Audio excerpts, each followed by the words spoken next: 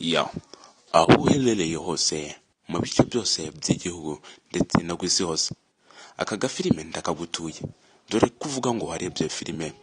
Iyi yo ni filime ije iri rurangiza, nimba uri umukunzi wagasobanuye ka Gahinde, iyi filime ntigucike.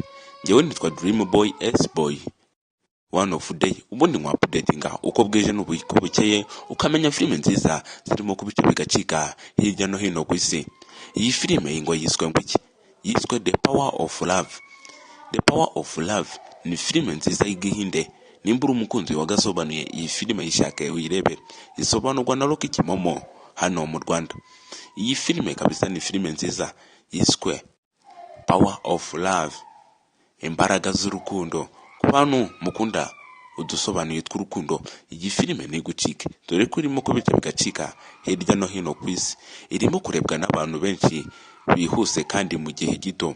Iyi niyo filime igezweho mu Gihinde cyangwa mu Bihinde byasohotse muri uku kwezi. Niyo filime irimo iri hejuru, iri top.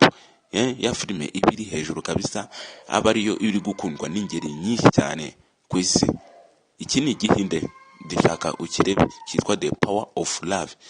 Nitwa Dream Boy S Boy one of day. Nimba ari ubwa mbere dukurikiye, kora subscribe.